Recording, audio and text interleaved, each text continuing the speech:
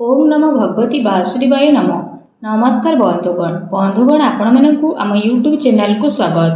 बंधुगण आज भिडियो रे आमे आपण मानकु कहिबाकु जाउछु आपणक पई आज आसंता कालीर दिनटी किपरि साब्यस्त हेबो, ए दुई दिन आपणकु किपरि कटेइबे, केउ सबु जिनिस रे आपणकु फायदा मिलिबो आउ केउ सबु जिनिस रे आपणकु सावधानता अवलंबन करबा पई पड़िबो, आपणकर लव लाइफ किपरि रहिबो, कैरियर किपरि रहिबो, बिजनेस आउ व्यापार किपरि रहिबो, ता सहित स्वास्थ्यर महत्वपूर्ण इनफॉरमेशन मध्ये आमे आपण मानकु देबु। आउ ए वीडियो शेष रे आमे आपण मानकु किछि उपाय विषय कहबु जहा द्वारा आपण ए दुई दिन को आहुरी अधिक शुभ और मंगलदायक बनै परिबे। फ्रेंड्स, आगो को वीडियो आरंभ करिया पूर्व आपनको हमर रिक्वेस्ट कि जदि आपण हमर ए चैनल ले नुआ आछथि तो चैनल को सब्सक्राइब करंतु, सांगरे नोटिफिकेशन बेल को मध्ये ऑन करंतु, जहा द्वारा समय समय सह हमर नुआ नुआ वीडियो रो नोटिफिकेशन आपणक पाखरे पहुंचिबो। आसंतु जानिबा किपरि रहिबो आपणक पई आजि आउ आसंता कालीर दिन। सबुठारु प्रथमे आमे आपण मानकु कहिबु कि कोन आपणक पई ए दुई दिन रे सतरे पॉजिटिव रहिबाकु जाउछि। जदि कहिबु फ्रेंड्स, आज आउ आसंता काली आपणक वित्तीय स्थिति रे काफी सुधार आसीबो। किछि नुआ आरंभ करिबा पई ए दुई दिन आपणक पई बहुत ही अनुकूल भरे रहिबो। आपणकर परिश्रम प्रयासर सार्थक परिणाम आपणक सामना को आसीबो। जो माने विवाह योग्य सेमानक पई कोनोसी भल प्रस्ताव मध्य आज घर को आसी पारे। यह सहित जदि आमे कहिबा फ्रेंड्स, समाज एवं संपर्कियों भितर आपणकर प्रभावशाली व्यक्तित्व आउ सरल स्वभाव कारण मान प्रतिष्ठा आपणकर बनी रहिबो। समय किछि मिलाजुला प्रभाव मध्य आपणक पई नै करी आसीबो, किंतु ताहा द्वारा बहुत भल फल आपणक पई बनिबाकु जाउछि। किछि टाइम रे अति संपर्कियों भितर जहा भी क्लेश चलीथिला तो से सबु दूर विशेष भाव में आपणकर हेबो। ता सहित संपर्क रे पुणी थरे मधुरता देखा देबो। प्रतिष्ठित लोकंक सह संपर्क बढ़िबो आउ जहा भविष्यत पई बहुत ही लाभदायक सिद्ध हेबो। धार्मिक स्थल को जीवार प्रोग्राम मध्ये आपणकर बनिबो, जहा द्वारा बहुत अधिक शांति एवं हल्कापन आपण विशेष भाव में अनुभव करिवे। घरे सुख सुविधा संबंधित वस्तुर किणा किणी मध्ये करिवे। कोनोसी दामी उपहार मध्ये आपनको मिली पारे। विद्यार्थी मानक विषय जदि कहिबा, विद्यार्थी माने तांको चाकरी संबंधित कोनोसी क्षेत्र रे इंटरव्यू रो जोग मध्ये बनुछि। सेथि पई पूरा परिश्रम सहित निजर कार्य रे प्रयास करंतु। निजर सिद्धांत रे कोनोसी भी प्रकार रो समझौता आज आपण आदु करंतु नाही। प्रभावशाली एवं प्रतिभावान लोकों सह अधिक टाइम आपण स्पेंड करिवे। एहा द्वारा आपणकर आत्मबल एवं आत्मविश्वास रे वृद्धि हेबो तथा नकारात्मक विचार मध्ये आपणकर दूर हेबो। भाग्य ठारू अधिक आपण आपणक कर्म उपरे विश्वास रखंतु। दिन आपणक पई आज बहुत ही भल रहिबो। आसंतु जानिबा आपणक पई कोन नेगेटिव रहिबो।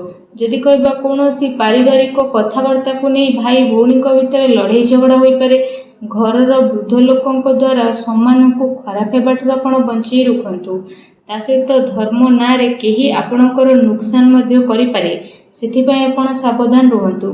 घरर कोनोसी वृद्ध लोकों स्वास्थ्य को लेके आपणकर चिंता रहिबो। डॉक्टर को पाखक मध्ये आपण जाई पारती। एहा सहित जदि कहिबा आपणको आपणकर स्वभाव रे ईगो को खत्म करबा पई पड़िबो, जहा द्वारा जहा भी सब प्रॉब्लम थिला सब प्रॉब्लम रे सॉल्व हेबो। कोनोसी भी योजना उपरे काम करबा पूर्वरु आपण विचार थरे करि नियंतु। कोनोसी दुखद समाचार मिलिबा कारणरु किछि टाइम रे आपणको मन रे उदासी आ नकारात्मक विचार मध्ये आसी पारे, किंतु आपण शीघ्र ही से सबरु बाहर को बाहरिबे। विद्यार्थी वर्ग पाठपढ़ा अपेक्षा फालतू कथाबार्ता रे ध्यान केंद्रित करिवे। निजर महत्वपूर्ण कागज पत्र को बहुत ही अधिक संभाली के रखंतु, काहेकि ना जदि हजि जीवो तो मिलिबा बहुत ही कष्ट साध्य हेबो। घरे छोट कथा रे अकारण रे चिंता उत्पन्न हेबो, सेथि पई अधिक क्रोध करिबा ठारू दूरी रुहंतु।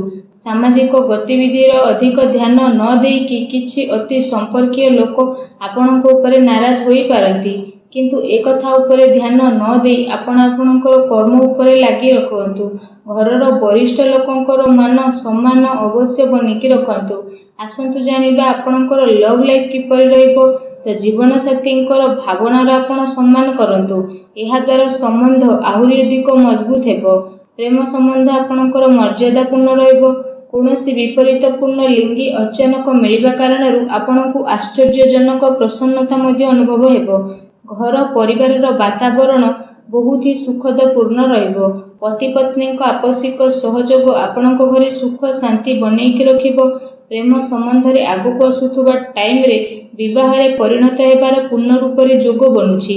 ଜୀବନ ସାଥୀଙ୍କର ଆପଣଙ୍କୁ ଏବଂ ଆପଣଙ୍କ କାର୍ଯ୍ୟରେ ପୂର୍ଣ୍ଣ ରୂପରେ ସହଯୋଗ ମଧ୍ୟ ମିଳିବ ତଥା ଘରେ ମଧ୍ୟ ଆପଣଙ୍କର ସକାରାତ୍ମକ ବାତାବରଣ ବନି ରହିବ। ଏହା ସହିତ ଫ୍ରେଣ୍ଡସ୍, ନିଜର ବ୍ୟସ୍ତତାରୁ ଆପଣ କିଛି ଟାଇମ ବାହାର କରିବେ ଆଉ ଯାହାଦ୍ୱାରା ଆପଣ ଆଗକୁ ମଧ୍ୟ ବଢ଼ିବେ। ପରିବାରରେ ପିଲାଙ୍କ ପାଇଁ ଆପଣଙ୍କ ସମୟ ମଧ୍ୟ ଦେବେ, ଯାହାଦ୍ୱାରା ପରିବାରରେ ଆପଣଙ୍କର ରେସ୍ପେକ୍ଟ ଆହୁରି ଅଧିକ ବଢ଼ି ମଧ୍ୟ ଯିବ। ଆସନ୍ତୁ ଜାଣିବା 2 ଦିନରେ ଆପଣଙ୍କର ବ୍ୟବସାୟ କିପରି ରହିବ। ଯଦି କହିବା ବ୍ୟବସାୟରେ ଏବେ ବର୍ତ୍ତମାନ ପରିସ୍ଥିତିର ପ୍ରଭାବ ବନୁଅଛି। ଧନ ସମ୍ବନ୍ଧିତ ଲେଣ ଦେଣରେ ବହୁତ ଅଧିକ ଆପଣ ସାବଧାନ ହୋଇକି ରୁହନ୍ତୁ, କାରଣ ଧୋକା ହେବାର ସମ୍ଭାବନା ମଧ୍ୟ ବନୁଛି। ଚାକିରି ପେଶା ବ୍ୟକ୍ତିଙ୍କର ଅଫିସର ମାହୋଲ ବହୁତ ହିଁ ଶାନ୍ତିପୂର୍ଣ୍ଣ ବନିକି ରହିବ। କାର୍ଯ୍ୟକ୍ଷେତ୍ରରେ ଯଦି କୌଣସି ପ୍ରକାରର ନିବେଶ କରିବା ପାଇଁ ଚାହୁଁଛନ୍ତି ତ ବିଶେଷ ଭାବରେ ସେସବୁ କାର୍ଯ୍ୟକୁ ବହୁତ ଗମ୍ଭୀରତାର ସହ ଆପଣ କରିବେ। ଏହାଦ୍ୱାରା ଆପଣଙ୍କୁ ବହୁତ ହି ଭଲ ରେଜଲ୍ଟ ପ୍ରାପ୍ତ ହେବ। ଦିନ ଆପଣଙ୍କ ପାଇଁ ବହୁତ ହି ଭଲ ରହିବ। ଚାକିରିରେ ନୂଆ ସମ୍ଭାବନା ମିଳିବାର ଆଶା ରହିଛି। ଏହା ସହିତ କାର୍ଯ୍ୟକ୍ଷେତ୍ରରେ ଅନ୍ୟର ହସ୍ତକ୍ଷେପ ଦ୍ୱାରା କର୍ମଚାରୀଙ୍କ ଭିତରେ ମତାନ୍ତର ହୋଇପାରେ। ସେଥିପାଇଁ ନିଜର ନିର୍ଣ୍ଣୟକୁ ପ୍ରାଥମିକତା ଦିଅନ୍ତୁ ତଥା ବ୍ୟବସାୟିକ ଗତିବିଧିରେ ନିଜର କଡ଼ା ନଜର ରଖନ୍ତୁ। ଏହା ସହିତ ଚାକିରି ପେଶା ବ୍ୟକ୍ତିମାନେ ଅଫିସରେ ପଲିଟିକ୍ସର ଶିକାର ହୋଇପାରନ୍ତି, ତେଣୁ ଟିକେ ସାବଧାନ ରୁହନ୍ତୁ। ଏହା ସହିତ ଏ ଦିନରେ ଆପଣ କୌଣସି କାରଣରେ କାର୍ଯ୍ୟକ୍ଷେତ୍ରରେ ଅଧିକ ଟାଇମ ଦେଇପାରିବେ ନାହିଁ, କିନ୍ତୁ ସହଯୋଗୀ ଆଉ କର୍ମଚାରୀଙ୍କର ଉଚିତ ସପୋର୍ଟ ଆପଣଙ୍କୁ ମିଳିବ। ଚାକିରି ପେଶା ବ୍ୟକ୍ତିବିଶେଷଙ୍କୁ ନିଜର ଉଚ୍ଚ ଅଧିକାରୀଙ୍କର ପୂର୍ଣ୍ଣ ରୂପରେ ସହଯୋଗ ପ୍ରାପ୍ତ ହେବ ଏବଂ ବ୍ୟବସାୟିକ କ୍ଷେତ୍ରରେ ଆପଣଙ୍କର କାର୍ଯ୍ୟକ୍ଷମତାରେ ବହୁତ ଅଧିକ ସଫଳତା ମିଳି ମଧ୍ୟ ଯିବ। ସେଥିପାଇଁ ପ୍ରତ୍ୟେକ କାର୍ଯ୍ୟକୁ ଆପଣ ବିଶେଷ ଭାବରେ ବହୁତ ଗମ୍ଭୀରତାର ସହ କରନ୍ତୁ। ଚାକିରି ପେଶା ବ୍ୟକ୍ତିଙ୍କୁ ତାଙ୍କର କାର୍ଯ୍ୟକ୍ଷମତା ପାଇଁ ପ୍ରୋତ୍ସାହନ ପ୍ରାପ୍ତ ହେବ, ଯାହାଦ୍ୱାରା ସେମାନଙ୍କ ମନ ବହୁତ ହି ପ୍ରସନ୍ନ ମଧ୍ୟ ରହିବ। ଆସନ୍ତୁ ଜାଣିବା ଆପଣଙ୍କର ସ୍ୱାସ୍ଥ୍ୟ କିପରି ରହିବ। ଯଦି କହିବେ 2 ଦିନରେ ଆପଣଙ୍କ ସ୍ୱାସ୍ଥ୍ୟ ବହୁତ ହି ଉତ୍ତମ ରହିବ ତଥା ଆପଣ ଊର୍ଜାରେ ଭରପୁର ରହିବେ। ଆପଣ ନିଜେ ନିଜକୁ କାଫି ସୁଖୀ ଆଉ ଚିନ୍ତାମୁକ୍ତ ମଧ୍ୟ ଅନୁଭବ କରିବେ। ତା ସହିତ ଏ ଦିନର ସମୟ ସ୍ୱାସ୍ଥ୍ୟ ଦୃଷ୍ଟିରୁ ବହୁତ ହି ଭଲ ସମୟ ରହିବାକୁ ଯାଉଛି। ଏହା ସହିତ ଯଦି କହିବା ନିଜର ସ୍ୱାସ୍ଥ୍ୟକୁ ଆହୁରି ଅଧିକ ଭଲ ରଖିବା ପାଇଁ ଆପଣ ପ୍ରତ୍ୟେକ ଦିନ ଯୋଗ କରନ୍ତୁ, ବ୍ୟାୟାମ କରନ୍ତୁ ଏବଂ ସୁସ୍ଥ ରୁହନ୍ତୁ। ଆସନ୍ତୁ ଜାଣିବା ଏ 2 ଦିନରେ ଆପଣଙ୍କ ପାଇଁ କ'ଣ ବିଶେଷ ଉପାୟ ରହିଛି। ଆମେ ଆପଣମାନଙ୍କୁ ଯେଉଁ ଉପାୟ ବିଷୟରେ କହିବାକୁ ଯାଉଛୁ, ଏ ଉପାୟ ଆପଣ ସନ୍ଧ୍ୟା ସମୟରେ କରିପାରିବେ। ବିଶେଷ ଭାବରେ ଯଦି ଆମେ ଆପଣମାନଙ୍କୁ କହିବୁ କି ଆପଣମାନେ ବିଶେଷ ଭାବରେ ସନ୍ଧ୍ୟା ସମୟରେ ଘରର ଈଶାନ କୋଣ ଅର୍ଥାତ୍ ଘରର ଉତ୍ତର ପୂର୍ବ କୋଣରେ ଏବଂ ଘରର ପୂଜା ସ୍ଥଳରେ ଆପଣମାନେ ଗୋଟେ ଘିଅର ଦୀପଟିଏ ପ୍ରଜ୍ୱଳନ କରନ୍ତୁ। ଏହାଦ୍ୱାରା ମାନସିକ ଭାବରେ ଆପଣଙ୍କୁ ଶାନ୍ତି ମିଳିବ ଆଉ ନକାରାତ୍ମକ ଶକ୍ତିର ମଧ୍ୟ ବିନାଶ ହେବ। ଭିଡ଼ିଓ କେମିତି ଲାଗିଲା କମେଣ୍ଟ କରିକି ଜଣାନ୍ତୁ। ଚ୍ୟାନେଲରେ ନୂଆ ଆସିଥିଲେ ଚ୍ୟାନେଲକୁ ସବସ୍କ୍ରାଇବ୍ କରନ୍ତୁ। ଧନ୍ୟବାଦ।